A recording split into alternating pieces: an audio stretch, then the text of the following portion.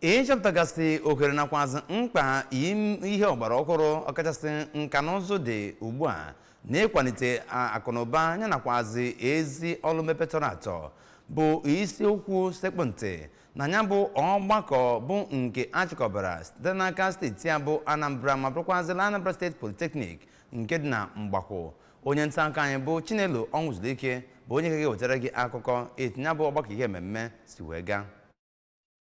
Ọgbakọ mmụta nke ọ bụ ọkammụta Ellis Demobi nọ na isi ya gbadoro ụkwụ na ihe akpọrọ Innovation for Sustainable Development in a Digital Era, ebe ọ bụ ka a wee hụ na ndị ọkammụta na ndị na-aga n'iru ịhụ na ha na-enweta ụsa ga-eji wee kụziri ụmụ akwụkwọ ihe na inwekwe uche ime bụ ndị gbakọtara ka a wee hụ na ya bụ ọmụmụ bụ nke bịara ka esi wee chee. Ọ gakwara n'iru ma nwekwazịa ndị akwanyere ugwu mgbe ọ na-ekwuzi okwu n'iji wee bido ya bụ ọgbakọ ka onye kọmishọna na-ahụ maka agụmakwụkwọ bụ ọkammụta Ngozi Chumude, ebe ọ bụ Director nke Higher Education na Ministry agụmakwụkwọ nọchitere anya ya bụ Oliakụ Oyibo Alọ, siri na ọchịchị nọ ugbu a na-akwadosi ihe gbasara agụmakwụkwọ na ihe mmụta dị iche iche ike ma sịkwazịa na ha na-ahụ na